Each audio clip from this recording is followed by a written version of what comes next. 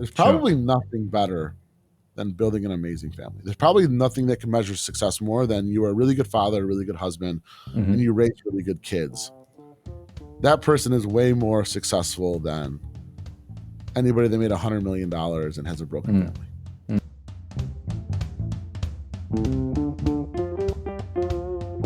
Welcome to Push to Be More with me, your host, Matt Edmondson. This is a show that talks about the stuff that makes life work. And to help us do just that, today I'm chatting with today's guest, Chris George, from the Subscription Trade Association, SUBTA. In brackets, if you want to know, about where he's had to push through, what he does to recharge his batteries, and well, what he does to be more, where he sees the future going.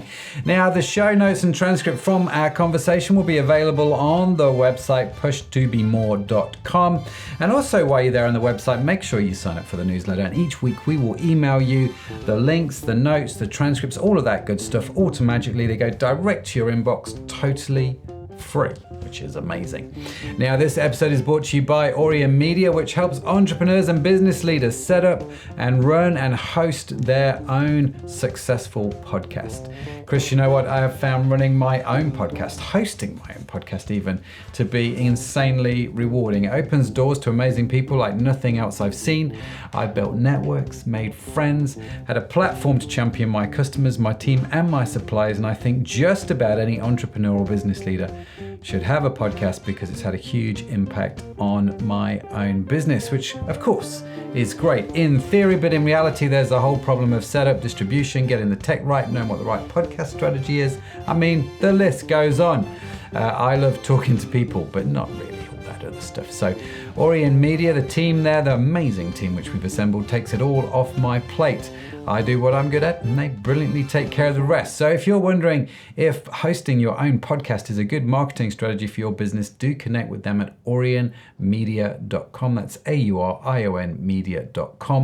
And they will, of course, be linked on the Push to Be More website as well. So that's the sponsor. Let's talk about today's guest. Now, Chris George is a successful serial entrepreneur who's launched and managed 7 businesses, because, you know, why would you stop at 6? Including the Gentleman's Box and, like I said, the Subscription Trade Association. He's also the founder of Certified, a streetwear brand on a mission to donate 100 meals to Feed in America through its signature line of hoodies. Chris is a sought-after speaker who shared his insights on entrepreneurship and businesses at events like Digital Summit and Sub Summit. Oh yes, that's coming up. We're going to get into Sub Summit because I am going this year. And he also hosts a video series, No Excuses with Chris G, featuring notable guests like Gary Vaynerchuk and Ryan Hogan. Chris is passionate about giving back and regularly supports purpose-driven businesses and initiative. Chris, welcome to the show, man. Great to have you. How are you doing? I'm well. Thank you for having me. Oh, no, it's great to be chatting again. This is the second podcast we have done. Because it's fair to say you've been on the Ecom podcast, which is my other podcast, which is how we met. And we had such a great conversation. We were like, Chris, you should come on to Push. And then we were like, well, we should get together at Sub Summit. And so it's all kicking off. So let's jump into Sub Summit straight away for the good folks listening. Just let everybody know what that is. Yeah. So Sub Summit is the largest event in the world for all consumer subscription brands.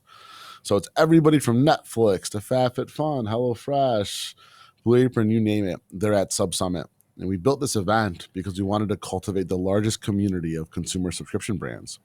It's your opportunity to network with other subscriptions, hear from leaders within the space, identify solution providers that can help you grow and build your business. It's 3 days. It's a ton of fun. And I'm excited. We're like 7 weeks away or 6 weeks away. So it's sort of chaotic around here. But we're expecting 2,000 attendees. Mm-hmm. And if you're a brand that is thinking about introducing subscription, or you have a subscription vertical within your business, you should be at Sub Summit. Yeah, absolutely. And I'm looking forward to getting over. It's going to be in Dallas, right? So always Dallas, nice to get back to Dallas. Yeah, excited. Yeah, absolutely. So Chris, it's fair to say, right, that you've got around, you've talked to a few people, you even have your own podcast, don't you? And you do all this sort of chatting. So the opening question, Chris, I'm starting to ask people, maybe you've interviewed them already. So on your podcast, if you could interview anybody from the past or the present that's had a massive influence on you? It's had a big impact on your life, whether Yeah. family member, author, I don't know, a historical figure. Who would you like to have on that maybe you've not had on yet, and why? It's a great question. So, my number one was Gary Vee. So that did happen. Check. Um, and I think that who else would I want to have on? Um,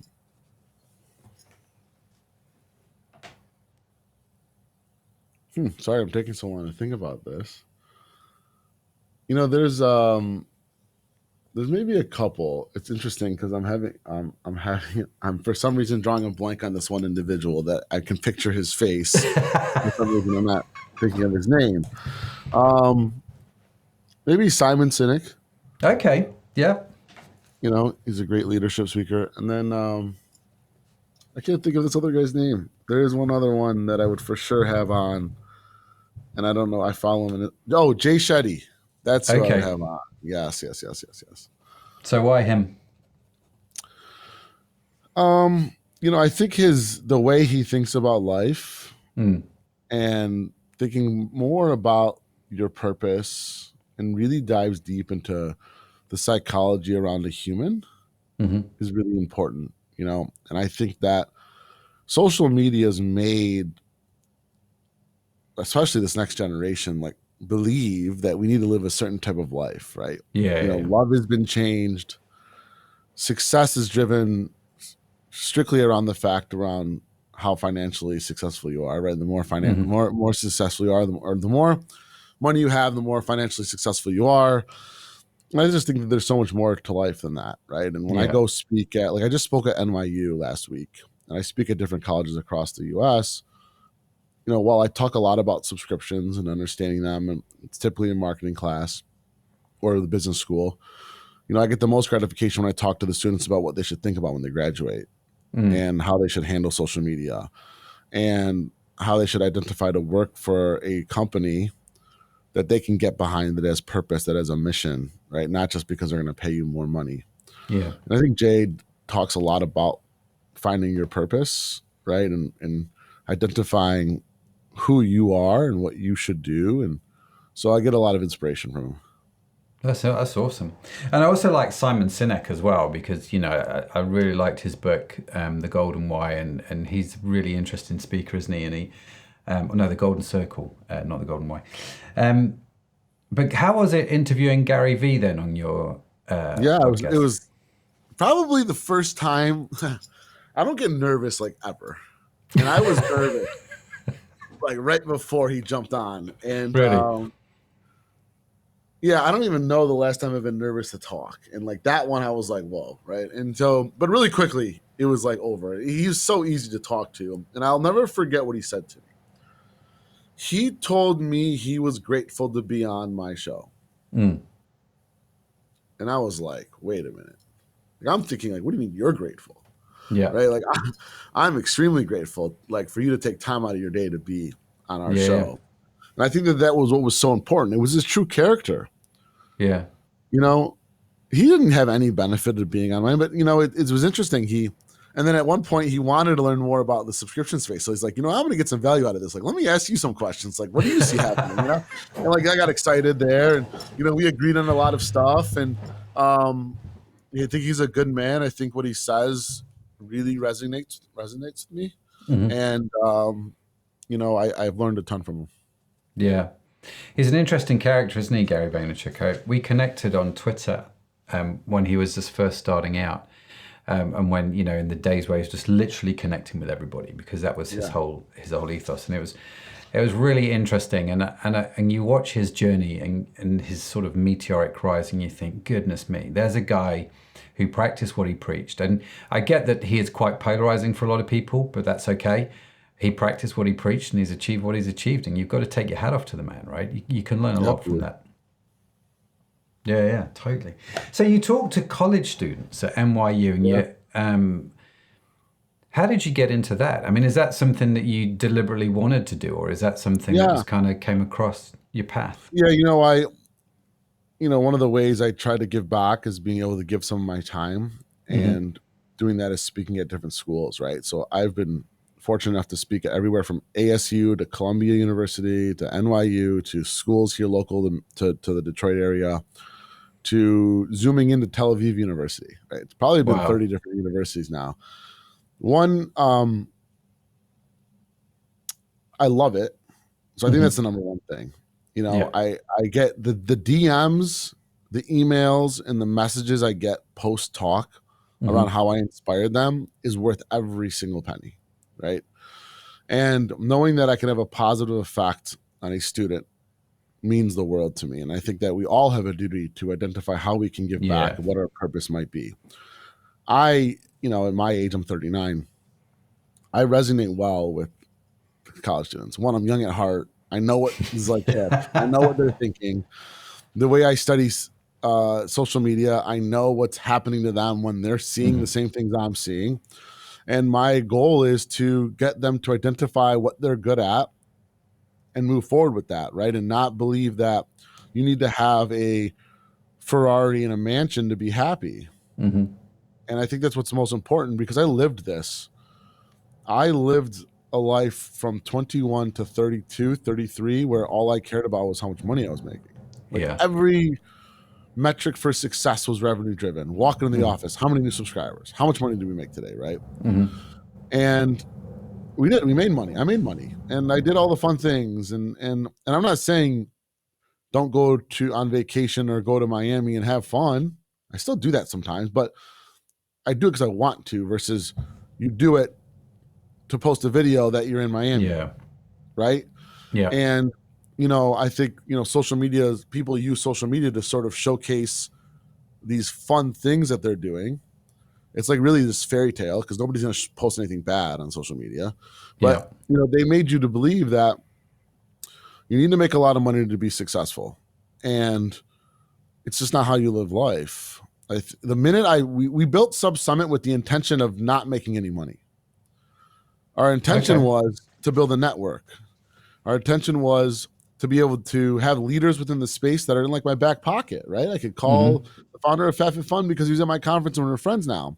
Yeah. Well, and when we stopped focusing on making money and all I focused on was doing what I'm really good at, which is helping other people build really good businesses, Mm-hmm. we built the biggest business we'd ever built.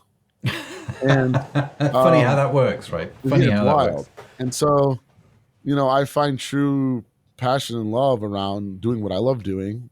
And I think that what the most important thing is that every single person needs to identify what success is to them.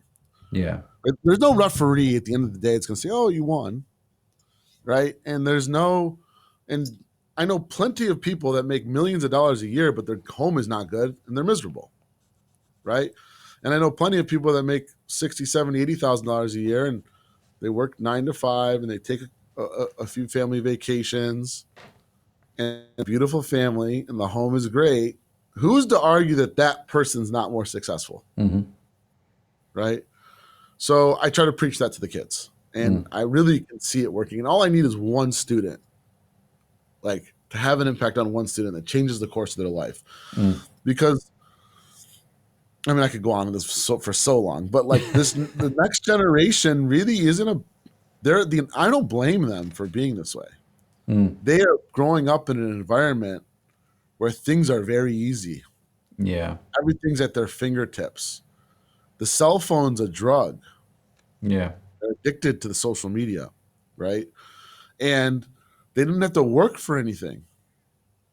I always joke like they're soft. Gen Zs are soft, right? It's because they don't have to get their hands dirty. Mm-hmm. You want food, you order DoorDash, it's at your doorstep. You want Yeah. a cab, you jump in an Uber, right? You want to go on a date, you swipe right. Mm-hmm. You didn't do that 15 years ago. 15 years ago, you didn't have a cat. Like Yeah. you wanted to meet somebody, go meet them out, call them, wait 4 hours for them to call back, and then take them out to eat, right? You was a very, I always say this, like, especially for people that say they're having trouble making money, Mm. it's probably never been easier to make money That's true. Yeah. because 25 years ago, if let's just say our washing machine broke, Our parents couldn't Google how to fix it. Mm-hmm. We can just Google how to fix it. You want to learn how to do digital PPC ads? Google it. Mm-hmm. There's tons of free content. You want to become a graphic designer? There's tons of free content and free softwares to use to learn. You didn't have that 15, 20 years ago. Yeah. You want to learn you want to become a mechanic? You don't even have to go to school. There's YouTube. There's thousands upon millions of YouTube videos. You could teach yourself. Yeah. There's no excuse now not to make any money. It's the Yeah. ones that want to do it. Yeah. No, I agree. I think it's a very true statement. It's interesting. If I just sort of rewind a little bit there, Chris, you talked about, with the students, what does success look like to them? What's important for them? And it's not that it can't be money, but I think, like you say, money is a very shallow measure of success. I remember a friend of mine who's passed away, but I remember talking with him, and he's one of the wealthiest men on the planet, or he was, and I would often chat with him, like, who was happier, him with his money but his broken family, or me with my happy family but broken bank account, and it was just this really interesting conversation that we'd have on a regular basis. So I fully understand that. So for you then, the first 10 years of your working life, money was the success metric. So what changed for you? Why has that changed? What happened in your early 30s? And I realized that it didn't make me any happier that I had a few more dollars than everybody else. Right? Like going out and having fun, short-term happiness, buying that new car. It's exciting for a week. Nobody really cares, right? I think the biggest, like Gary says this the best. Most people are buying things to impress others. Yeah. And in a lot of cases, if you're posting it on social media, you're actually buying things to impress people that you probably don't even like. Yeah. Or don't even know, for that matter, right? Yeah. And so when I buy something now, it's because I want. I'm not saying you can't have nice things. I have nice things. I've got a nice car. Like I have a nice house, but I don't showcase that. I have it for me, right? Yeah. And I realized that didn't make me happy. I realized that, look, I was married. I got divorced and don't have kids. And, could have my career, did that help with the marriage? Probably not. I mean, I don't, that wasn't the reason we got divorced. I think that there was a lot of other factors. Sure. Right. But when you realize, like, probably the most important thing in life is going to be who you decide to spend the rest of your life with and your career. Right. The reason being, those are the two people that you spend the most time with. You're going to spend the most time with your spouse. So that's got to be the most important decision. Your career has got to be the next most important decision because you're going to spend half your life working. So if you go work for a company that you hate the job and you're miserable, what inherently is going to happen is you're going to be miserable at work and you're going to get home and it's going to peel off into the family, right? You're going to come home and you're going to be irritated and you're going to lash out, right? And then vice versa. If your home isn't good or you don't have a good relationship with your spouse, you don't work the same. You go to work the next day and you're thinking about things, you're upset, you're not clear-minded. Those are the two most important decisions you will make in your life. And so if you pick the career that's going to pay you more, but you're going to be miserable, that is going to pay some bad dividends. And so I think for me, what I realized was like, well, I absolutely want to be financially successful and I will. That's not the most important thing. I want to be comfortable. I want to feel good. I think I inherently have this entrepreneurship mentality where like I'm going to always work. And I think that I've been blessed with the ability to make money. So like I don't worry about that. But I think that I don't want to strive for so much while jeopardizing some other true passion, which is like finding the right spouse or whatever the case is, building a family, right? There's probably nothing better than building an amazing family. There's probably nothing that can measure success more than you are a really good father, a really good husband, and you raise really good kids. That person is way more successful than anybody that made $100 million and has a broken family. It's really interesting. Yeah, no, I mean, I agree, partly because I've had the same wife for 25 years and she's amazing. She's not killed me, which is always a beautiful thing. And I've got 3 kids who we still all get on really well with, and they're actually contributing to humanity, which is always nice. Excuse me. And tomorrow, Chris, you won't know this actually. Tomorrow I turn the big 50. Today is the last day of my 40s. Happy birthday! Oh, thank you. Thank you. You don't look 50. Sometimes I feel it though, Chris. I'm not going to lie. But it's interesting when you look, because you know when you start to approach this sort of age, the 50 bracket, you do look back and you do start to ask a whole bunch of questions. And I remember a friend of mine saying to me once, said, you know what, your first 40 years on earth are all about success, you know, and how you measure success. And he said, after you hit 40, actually your measurement starts to change and you start to think about significance. And it starts being more about significance than it is about success. I don't know how true that is. I just thought it was a really interesting thing that he said, you know, that you sort of, you make this shift. So when you're in your early 30s, you realize money is not buying you happiness. So how did you then start to measure success? So what does success look like for you? What was the switch that took place there? For me, I think success comes in like four things for me, right? It's my health. Mm-hmm. So I'm the healthiest I've been in probably 15 years. Like there was a moment where I was pretty unhealthy. It's overweight, right? It's my career. It's my friendships. And then, you know, hopefully one day it's my family, right? So I just check in with them, those three things every day and make sure that they're good. And if I notice that like I'm slacking on the friendship side of things, like maybe I got to check in with some friends. Is my career going well? I think that if all of those end up in the green, then I'll have been successful. Yeah. And there's nobody else that can tell me whether I have been or not. It's me that's going to tell that, right? It's going to be how am I waking up every single day, right? And, you know, I think that there's just plenty of times where there's like areas of that start to decline and you have to check in with them. And I've definitely jeopardized my friendships the most because of how much work I'm doing right now. Yeah.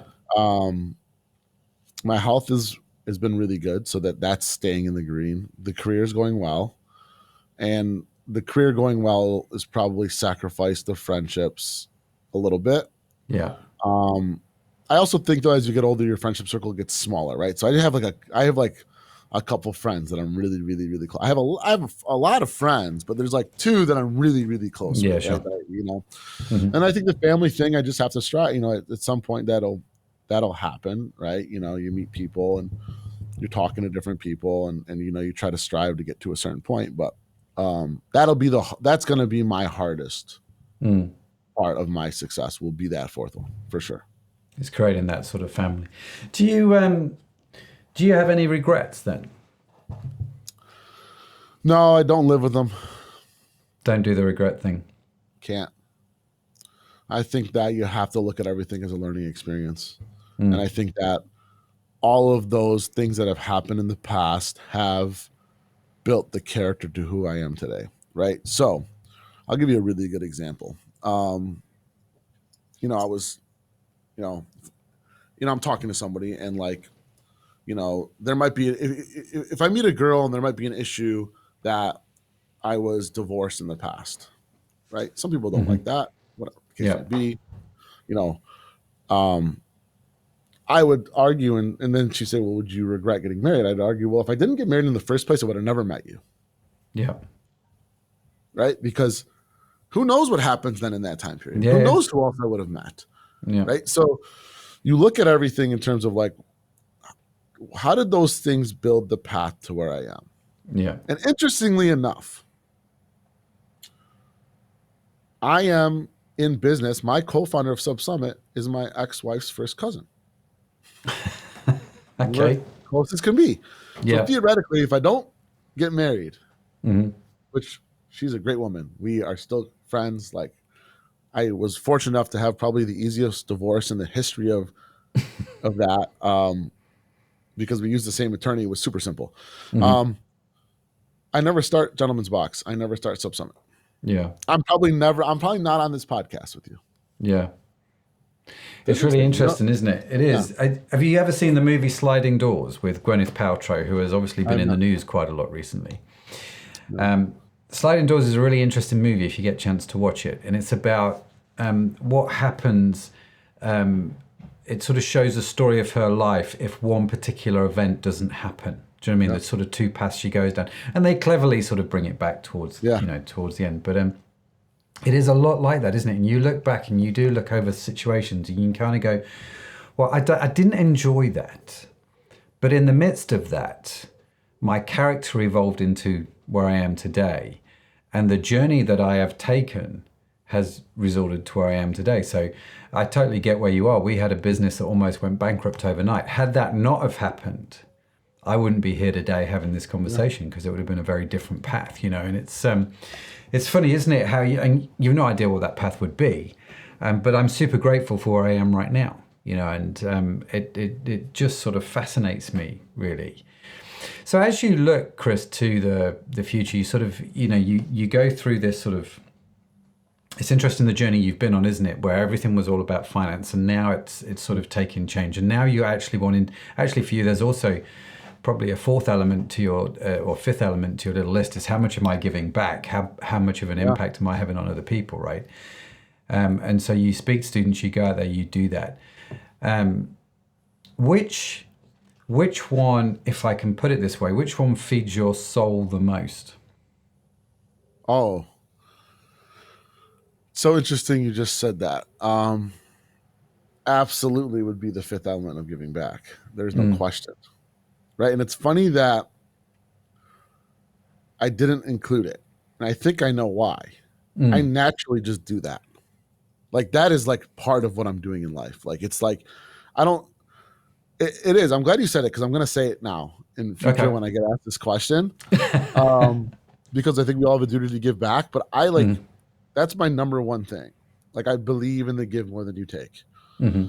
And I've got a message written on my desk on the whiteboard. It's like all of our desks are like whiteboards here, like in the office. And it says, "Do it for those that can't." Right?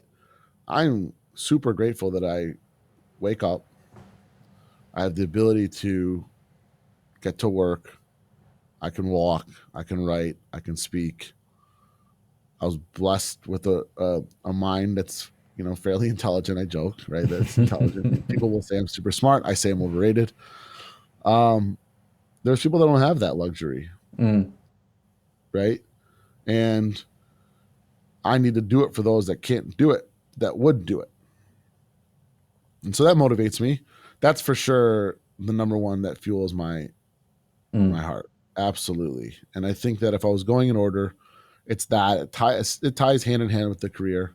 And I think that hopefully one day it's the family. I mean, the family will eventually be number one. Yeah. If I get there. Yeah, well, it's interesting, isn't it? And in some respects, I don't see them as mutually exclusive events. I think everything's all quite connected. Like we talked about your streetwear brand that's trying to donate. Was it 100 million meals or something? Yeah, that it's funny because that didn't work. It was I learned a ton. I learned that people are less about the give back side, and they would rather prefer like a cool product, right? I think we ended up donating like 50,000 meals though before I stopped doing it, which was great. Right? It felt good. Yeah. It's interesting though, isn't it? Because you're bridging two things: the giving back, and you're bridging your career. And actually, this is what I mean. Things aren't mutually exclusive, are they? So, Chris, you've obviously, I mean, you've learned a lot. You're sharing a lot with students as you go through. What are some of your strategies you've used to overcome obstacles and sort of stay motivated in life? Yeah. Stay motivated. That's an interesting one. I don't know if my take would be the same as everybody else's. I've been blessed in I don't need it, if that makes any sense. Like, I think that there's certain people that don't need motivation. They just go. Like, nobody needs to hoorah me. Just as much as nobody needs to tell me when I make a mistake. Okay. Right? So I equally know when I made a mistake on a decision, and I beat myself up for it enough. Nobody needs to tell me, right? And we could joke that of course, in my business, nobody can really tell me that because I'm co-founder and CEO, but nobody needs to, right? It's almost like, and I think about that even in relationships. When I make a mistake or I did something to maybe make somebody upset. Nobody needs to remind me. Like, I don't make the same mistake twice. Like, I know it. And so it's the same thing on the good side and the motivation side. Like, nobody needs to motivate me. Like, I just go. I think there's entrepreneurs that are like that. Mm-hmm. I think for others that need it, things to think about is like get inspiration from those that you look up to, right? Those that are doing really good things. But I also just believe the number one thing that has to happen is figure out what you're really good at and double down on it. And your passion starts to come and you get excited. It's just like, think about in school when the teacher asks a question that you know the answer, you're excited to like raise Yeah, your yeah, hand, yeah, yeah, right? When you don't know the answer, you don't want to hope they don't call on me, right? Like you get yeah, nervous. And I think part of that goes to like when you're really good at something, you can talk about it, you can do yeah, it, you're excited, you're more motivated because you're good at it. It's like, why do I play hockey? I'm good at hockey. Somebody yeah. calls me to go play baseball, I'm not really motivated to go play baseball. It's similar to the way life works. If you're Mm-hmm. good at something, you will be motivated to go do it, right? Um, and I think that to stay motivated, I think it's like less about staying motivated, more about staying consistent. Mm-hmm. Consistency is so critical. Yeah, such an Having important a point. strict schedule, like I have a really fairly strict schedule, and that changed my life. You know, Okay. having time blocks to do certain things changed my life. Um, and staying consistent changed my life. Right? I consistently do the things that I'm motivated to do, Right. and so that's a big thing. Yeah. You want to get in shape. You can't go to the gym for a week. You can't go to the gym for 2 weeks. You can't go to the gym for 8 weeks. You got to go to the gym for a year. Yeah. Then you'll You've got see to be something. consistent. Yeah. No, Then you totally. build a habit. If you build a Mm-hmm. habit, you build a lifestyle. You build a lifestyle, now your lifestyle changes, right? Mm-hmm. So, um, to help other people stay motivated, my answer is just so simple. If you want it, go do it. Yeah, Nobody's yeah. gonna hold your hand. Nobody's coming. Mm-hmm. Even when you watch these Gary Vee videos, and he's doing it, and he might be getting some people inspired. Even when I go to the schools and I can inspire them, but none of it matters if they don't actually execute on it Yeah. and they don't stay consistent. Yeah. No, it's totally true. We always say that learning's not the same as implementation because it just isn't. And just getting it. And you strike me as the kind of guy, Chris, that has the ability, and I think it is a gift in a lot of ways, because it strikes me as though you have the ability to recognize, say, a mistake or something that's not quite right. You can quickly acknowledge that and move on from it because you're very focused on what I do today impacts tomorrow, but yesterday's gone. Do you know what I mean? I can forget the past and I can press forward, I think is the phrase, isn't it? And you strike me like that kind of character. You don't get wrapped up in the past, constantly revisiting it, and like some people that I know do. And I think it's very, people like you, people like that. And I'd probably put myself in that category. Actually, motivation is a lot clearer because you're not tied up with it yesterday because you've let go of it. It's an easy thing to do, if I can put it that way. And so motivation sort of comes, which I love actually. And so you're sort of pressing on then. You're living in today. You're sort of aware of what today does for tomorrow, and very much just go do it. Don't give me excuses. Just sort of crack on and sort it out, right? I think what's important is like, so funny. I was just talking to somebody about this last night. Everything's just about being relatively practical about what life is. Yeah. Something that happened yesterday, I cannot change. Mm-hmm. So how can we dwell on it? The only Yeah. thing you can do is learn for the forward. But anybody dwelling on something that happened a week ago, a month ago, a day ago, you cannot change, right? Life is 10% of what happens and 90% of how you react to it. Mm-hmm. And I always try to find the positive and in the good in everything. And I think about people in general. And I think that too many people don't show enough good, right? And I think like naturally as humans, when you do something wrong, you know it. You know in your heart deep down, that's not the right thing to say. That's Mm-hmm. not the right thing to do. Right? Getting over on somebody to be successful is not a way to live. Mm-hmm. Hurting somebody's feelings with your words is not a way to live. Right? We all do it. We all might say something by mistake. At the moment, you know you did it. You're not supposed to do it. Mm-hmm. That's the trigger.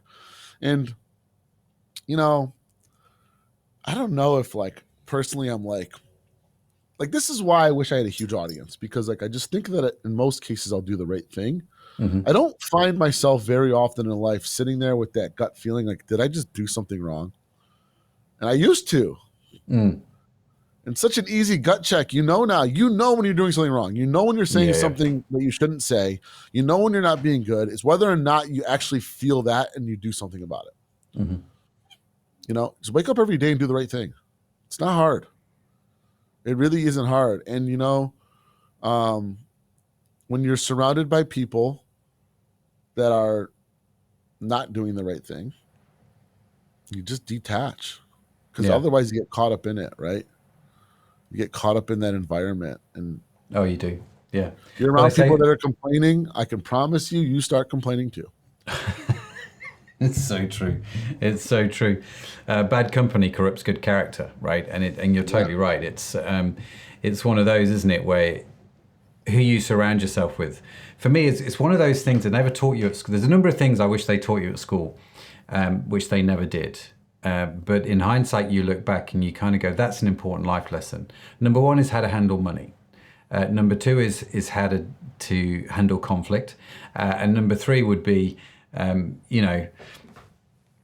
the list could go on, couldn't it, Chris? yeah. To be fair, it's, all these things that you kind of wish they taught you at school. But yeah, fascinating. Absolutely. Well, listen, let me ask you a question, because I'm aware of time, and we've not touched on it yet. Well, you have a little bit, I suppose.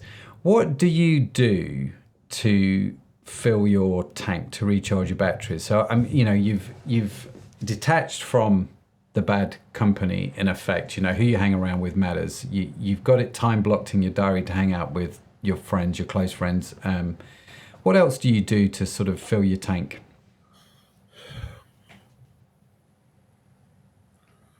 You try to make sure that you do some things that aren't involving your business a little bit. Mm-hmm. I'm happen to be not a very big vacation guy. Mm-hmm. I actually went to New York when I went to NYU to speak. I some people out there with me where we took a few days, and I enjoyed a Nice, couple of days off, right? nice. But I still had some Yeah, phone calls that it takes, so it wasn't completely.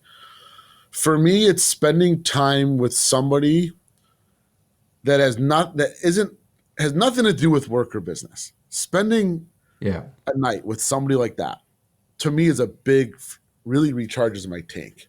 Mm-hmm. Because in general, if there's 20 people that are engaging with me on a regular weekly basis, 19 of them are asking me something that has to do with work or their future or their business. Mm-hmm. That's the environment I live in. So having a person that doesn't do that, Mm-hmm. that's a big, really recharges the tank. Having something to look forward to. So thinking about what I have something to look forward to happening later that Mm-hmm. week recharges my tank. And I think it's like the sports. I play a lot of tennis. I play hockey. Okay. Like those are moments where like I'm not thinking about work. Yeah. And I think that that's what really helps recharge my tank. I fortunately don't think my tank gets empty it doesn't even get close to empty. Mm-hmm. Trust me, there's times where I'm like, oh my gosh, and I just shut the laptop and I just sit Yeah. there and I'm like, what am I doing? Yeah. But I think you have to. It's interesting. You know, when I get home from work, I actually hate the question. Like if I was dating somebody, like, how was work today? You know, Okay. Why is that? because I just got home from work and I don't want to talk about work. Yeah. Yeah. That makes sense. Whether it was good or bad, Yeah. Yeah. it's just like, you know what? I'm happy to see you. Mm-hmm. Like, I'm coming in the home. Let's do something other than that. Right. So when Yeah. your life is consumed with work, and it's like, if it was exciting and great, I'm going to tell them probably. Mm-hmm. And if it was bad, I don't want to talk about it. Right. Yeah. It's like, Yeah. it's not like they're going to have a solution probably, like maybe, I guess like in my head, it's like, the moments I can have work not on my mind are probably the ones that refill my tank. Those are probably the most precious ones. And it doesn't because I don't love work. I love it. It's just that there's not very many hours of that in my week. Yeah. So then you cherish that moment of going and playing tennis with your brothers and cousins. And like you cherish that moment of having dinner with some friends. You know? And like I also cherish like grabbing 3-4 friends and like building a business on a Friday night through Sunday and not sleeping. Like those are also like some of the most exciting moments of my life, right? So it's like I think it's just finding some peace. Sometimes. Yeah, that peace is an interesting word, isn't it? And there's a massive lack of it at the moment, I think, in people's lives. That's really interesting. Listen, Chris, let's do the question box. I've taken the questions out of the question box, right? Okay. Cool. So this is where I have cards in my hand. You're going to say stop, and wherever we say stop, whatever that random question is, that will be the question that I ask you, okay? And these aren't questions by me, by the way. These are whoever put together the question box. I don't know. So just say when. Stop. Okay. So, okay. You told me to stop at that point, right? I just want to point that out. This was nothing to do with it. So the question is, what makes you envious? Oh, yes. Somebody that's got a beautiful family. A good relationship with his boss. Okay. And is that because you don't have that? Yeah, for sure. Did you grow up in that environment? No, actually, interestingly enough. But let me rephrase that. You know, my family came from my parents are from the Middle East. They're born in Iraq and Baghdad, right? So they came here. And you know, my dad just had to work. Like he was here, you know, he was here just trying to make a living for us. Yeah. And my mom was taking care of the house. And I got 2 brothers. My brothers are great. We didn't do the like family dinners, right? We were just but my brothers put me in sports and I got to go to a really good school. My dad had us in a really nice area in Michigan, right? Grew up in a really nice area. I was surrounded in an environment of ambitious people. And so when I say I'm envious of those of the family, it's not that I didn't grow up. I just know that that is a big part of life. I just know that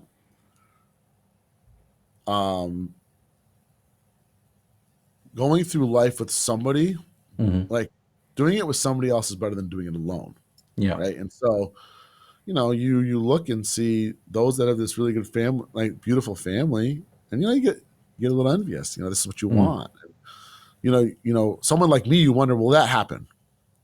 Right. And you know, and I might say that to some people and they'll be like, oh no, like you're going to find somebody like not like what you think, right? Things have to be right.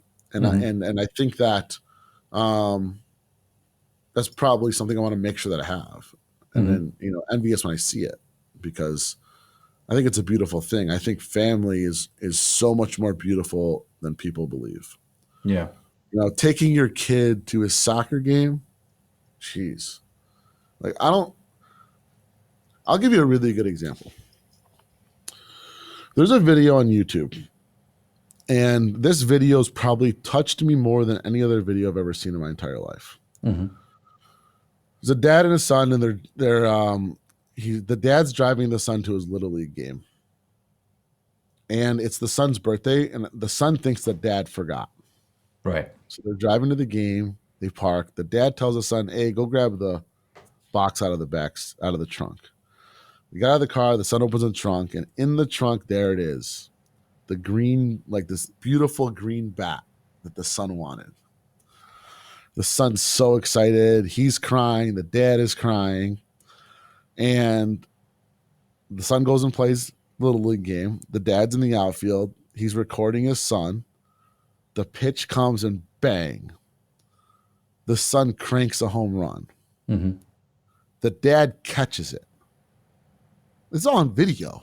And you think like there is one, I can't even imagine the feeling going through that dad. Right. And I don't think there is any amount of money that would replace that moment in their life. Not at all. And so you think, somebody like me thinks, well, gosh, I might not ever feel that. Mm. If I was being real, right? Like, will I feel that moment? Because I watched that video 100 times. That inspires me. Like, it makes me happy. I cried at that video. And you think, like, that is a moment that you can't replace. And like, this dad got it on video. You should watch it. I'll send you the link to it. It is something that I'm so curious. touching. And I get like chills go down my neck when I think about it. Like, what a moment in life that this dad had with his son, and there is nothing that could replace that. And that feeling, you wonder. I wonder, will I ever feel that? Mm. Because you couldn't give me $100 million and I'd replace it for that feeling. Yeah. That stuck with them forever. I mean, he caught the home run too. Like, and the son didn't think he got him the gift. And like, come on, like, you can't write a better story. That's very true. It's very true. So that's probably where it comes from. It's a really, thank you for sharing that, Chris. It's a really interesting point that you make, and I think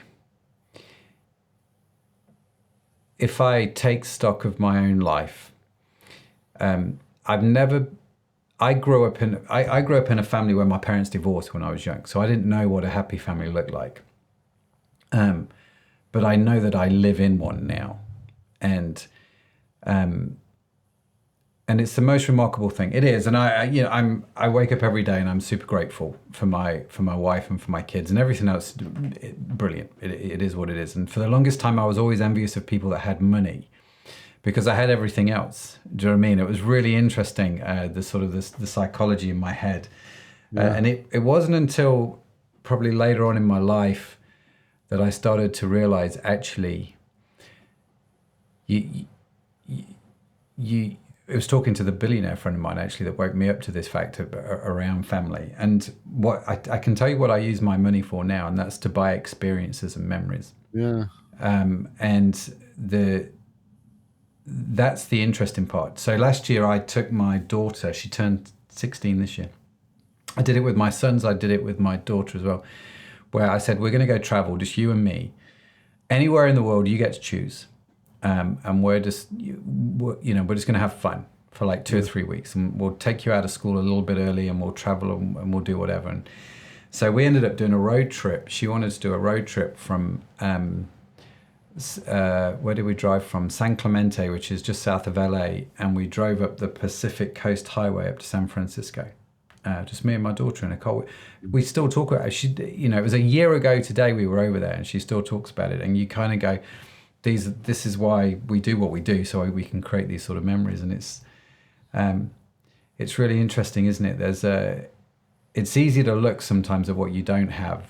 At least I found it easy to look at what I don't have rather than what I did have, which is why being grateful, I think, is super, super important. But no, thank you for sharing, man. And, when the day happens, Chris, and you create that family and you walk down the aisle, send me a wedding invitation. I'd love to. I appreciate that, man. Well, I will do that. I will do that. I'd love to be there. It was funny. I was talking to some... years ago, I was talking to a beautiful lady, and we were in the French Alps. We were working on the same project, a client's hotel over there, and we were working on the same project.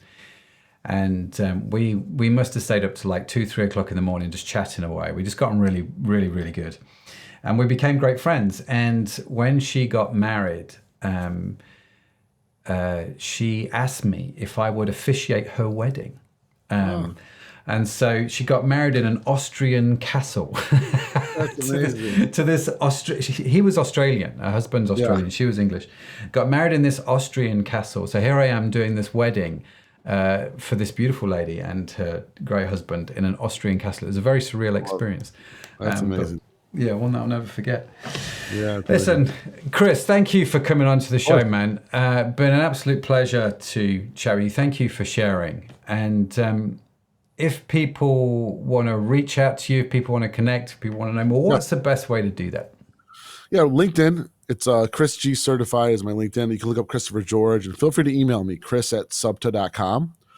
And also, if you can make it out to Sub Summit, I'd love to see everybody there too. Yeah, come join us at Sub Summit. We're going to be recording some podcasts for the e-commerce podcast exciting. at Sub Summit, which is great. I'm excited. I'm so excited to do some live podcast recording because we've not done any since COVID. So I'm like, Get back. So if you are going to come join us at Sub Summit, do come say hi to me. Come say hi to Chris. It'd be great to see you there in Dallas at the end of May 31st, right? May 31st to June 2nd. Yep. Yeah, May 31st, June 2nd. If you want to know more about that, check out subsummit.com is the website. We will, of course, link to Chris's info in the show notes as well. But Chris, really appreciate you coming on, man. Thanks for sharing. Thanks for sharing from the heart. It's been an absolute pleasure to have the conversation. Thanks, Matt. I appreciate it. Have a good day. Brilliant. You too, man. Listen, huge thanks to Chris for joining me today. Also, a big shout out to today's show sponsor, Orient Media. If you are wondering whether hosting a podcast is a good marketing strategy for your business, do connect with them at orientmedia.com. That's AURION media.com. We will, of course, link to them on the podcast. We will link to all of Chris's information on there, and you can find all of that information at pushtobemore.com. Now, be sure to follow the Push to Be More podcast wherever you get your podcasts from, because we've got yet more great conversations lined up, and I don't want you to miss any of them. And in case no one's told you yet today, you are awesome. Yes, you are. Created awesome, and it's just a burden you have to bear. Chris has to bear it. I have to bear it. You've got to bear it as well. Push to Be More is produced by Orient Media. You can find our entire archive of episodes on your favorite podcast app. The team that makes this show possible is Sadaf Bainon, Estella Robin, and Tanya Hutzelak. Our theme music was written by Josh Edmondson. And as I mentioned, if you would like to read the transcript or show notes, head over to the website pushtobemore.com. You'll find everything there. So that's it from me. That's it from Chris. Thank you so much for joining us. Have a fantastic week wherever you are in the world. We'll see you next time. Bye for now.